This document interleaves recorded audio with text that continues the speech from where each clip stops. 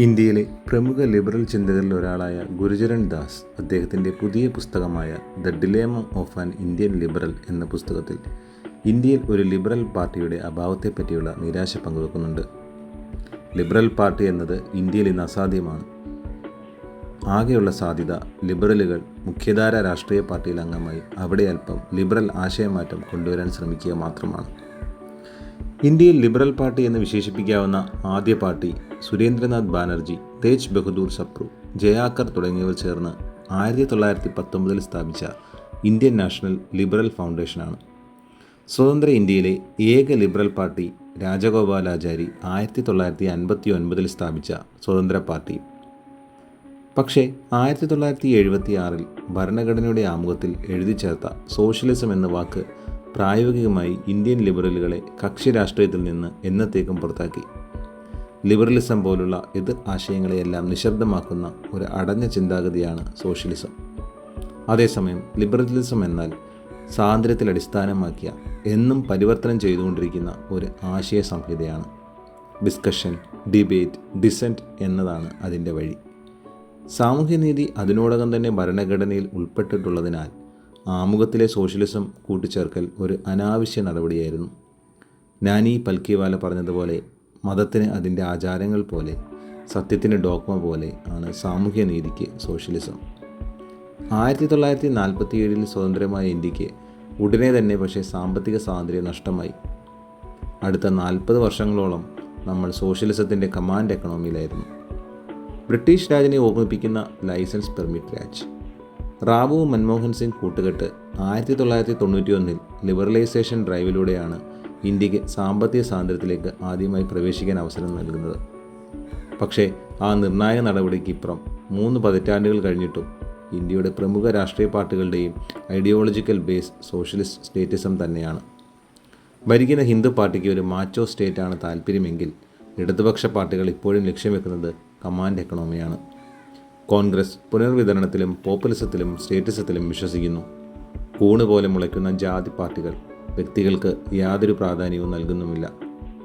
ഭരണഘടനാ ആമുഖത്തിലെ socialist close ലിബറലുകളെ ഇൻഡിവിജ്വലിസത്തിൽ അടിസ്ഥാനമാക്കിയ ഒരു രാഷ്ട്രീയ പാർട്ടി ഉണ്ടാക്കുന്നതിൽ നിന്ന് തടയുന്നതിനാൽ ലിബറലുകൾക്ക് അവരുടെ രാഷ്ട്രീയ ശബ്ദം നഷ്ടപ്പെടുന്നു. 1974 ഡിസോൾവ് ചെയ്ത സ്വതന്ത്ര പാർട്ടി അതുകൊണ്ട് തന്നെ അവസാനത്തെ ലിബറൽ പാർട്ടിയാവുന്നു.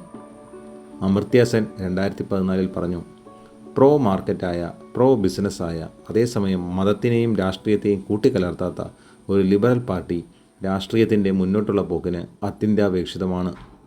പക്ഷേ പ്രിയാമ്പിളിലെ സോഷ്യലിസ്റ്റ് ക്ലോസ് ആ ആഗ്രഹത്തെ തടയുന്നു. ഇന്ത്യൻ ഭരണഘടനാ ശില്പികൾ സോഷ്യലിസം എന്ന വാക്ക് എഴുതി ചേർക്കുന്നതിനെ അനുകൂലിച്ചിരുന്നില്ല. കമ്മ്യൂണിസ്റ്റ് പാർട്ടി ഭരണഘടനാ അസംബ്ലിയിൽ നിന്ന് വിട്ടുനിന്നിരുന്നു. സോഷ്യലിസ്റ്റുകൾ സ്വകാര്യ സ്വത്ത് ദേശസൽക്കരിക്കാൻ ആവശ്യപ്പെട്ടവരാണ്. ഭരണഘടനാ നിർമ്മാണ സമയത്ത് KT ഷാ ഇന്ത്യയെ സോഷ്യലിസ്റ്റ് രാജ്യമെന്ന് വിശേഷിപ്പിക്കണമെന്ന് ആവശ്യപ്പെട്ടു. അത് നിരസിച്ചുകൊണ്ട് അംബേദ്കർ കൊടുത്ത മറുപടി ഇങ്ങനെയാണ്: ഭരണഘടന എന്നാൽ സ്റ്റേറ്റിൻ്റെ വിവിധ ഘടകങ്ങളെ റെഗുലേറ്റ് ചെയ്യുന്നതിനുള്ള ഒരു മെക്കാനിസം മാത്രമാണ്. സാമൂഹികവും സാമ്പത്തികവുമായ പോളിസികൾ ജനങ്ങളാണ് തീരുമാനിക്കേണ്ടത്. ജനങ്ങൾക്ക് ഇന്ന് സോഷ്യലിസം ശരിയായി തോന്നുന്നുണ്ടാകാം, നാളെ അത് മാറിയേക്കാം. അപ്പോൾ ഭരണഘടനയിൽ എഴുതി ചേർക്കുന്നത് ജനാധിപത്യ വിരുദ്ധമാണ്. മൗലാന ഹസ്രത്ത് മൊഹാനി ആവശ്യപ്പെട്ടതുപോലെ ഇന്ത്യയെ സോവിയറ്റ് യൂണിയൻ പോലെ യൂണിയൻ ഓഫ് സോഷ്യലിസ്റ്റ് റിപ്പബ്ലിക് ആക്കണം എന്നായിരുന്നു. അതിനെ എതിർത്തുകൊണ്ട് HM സീർവായി പറഞ്ഞത്, സോവിയറ്റ് യൂണിയൻ്റെ അനുഭവം കാണിക്കുന്നത് സോഷ്യലിസം ഏകാധിപത്യത്തിലേക്ക് പോകാൻ സാധ്യതയുണ്ട് എന്നാണ്. ഇതിൽ നിന്നെല്ലാം വ്യക്തമാണ് 1976 സോഷ്യലിസം കൂട്ടിച്ചേർക്കൽ നമ്മളുടെ ഭരണഘടനാ ശില്പികളുടെ ആദർശത്തിന് വിരുദ്ധമാണ്. അത് നമ്മളുടെ ലിബറൽ ഭരണഘടന എന്ന അടിസ്ഥാന ആശയത്തെ തന്നെ തകർക്കുന്നു. സ്വതന്ത്ര പാർട്ടി ഇല്ലാതായതിനു ശേഷം 20 വർഷങ്ങൾക്കിപ്പുറം 1994 പഴയ പാർട്ടി പ്രവർത്തകനും പ്രമുഖ ലിബറലുമായ SV രാജു സ്വതന്ത്ര പാർട്ടിയുടെ റിവൈവലിന് ശ്രമിച്ചിരുന്നു. 91 ലിബറലൈസേഷന് ശേഷമുള്ള ആശയ പരിസരത്ത് ലിബറൽ പോളിസിയിൽ അടിസ്ഥാനമായ ഒരു പാർട്ടിക്ക് വീണ്ടും സാധ്യതയുണ്ടെന്ന് അദ്ദേഹം കരുതി. പക്ഷേ പാർട്ടി രജിസ്ട്രേഷൻ നടന്നില്ല. 1951 റെപ്രസെൻറ്റേഷൻ പീപ്പിൾ ആക്ട് അതിനൊരു തടസ്സമായി. ആ ആക്ട് പ്രകാരം ഇന്ത്യയിലെ പാർട്ടികളെല്ലാം ഇന്ത്യൻ ഭരണഘടനയിൽ പറഞ്ഞിരിക്കുന്നത് പോലെ സോഷ്യലിസം, ജനാധിപത്യം, സെക്കുലറിസം ആശയങ്ങളോട് പൂർണ്ണമായും വിശ്വാസമർപ്പിക്കണം. ഒരു ലിബറൽ പാർട്ടിക്ക് സോഷ്യലിസം എന്ന ആശയത്തോട് ഒരു തരത്തിലും സന്ധി ചെയ്യാനാവില്ല. രാജു ഈ കാര്യങ്ങൾ വിശദീകരിച്ചുകൊണ്ട് ഇലക്ഷൻ കമ്മീഷന് കത്തെഴുതി. അന്ന് TN ശേഷൻ അദ്ദേഹത്തിൻ്റെ നിസ്സഹായാവസ്ഥ അറിയിക്കുകയും ഏക വഴി നിയമം മാറ്റുകയാണ് എന്ന് അറിയിക്കുകയും ചെയ്തു. രാജു ബോംബെ ഹൈക്കോടതിയിൽ കൊടുത്ത പരാതി പക്ഷേ തള്ളപ്പെട്ടു.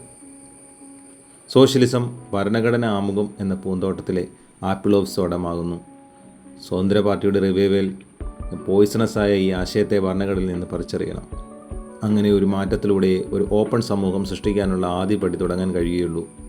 ഒരു ലിബറൽ പാർട്ടിക്ക് മാത്രമേ ഇന്ത്യയെ ഒതോറിറ്റേറിയൻ പോപ്പുലിസ്റ്റുകളിൽ നിന്നും ഇല്ലിബറൽ ഡെമോക്രസിയിൽ നിന്നും രക്ഷപ്പെടുത്താനാവൂ.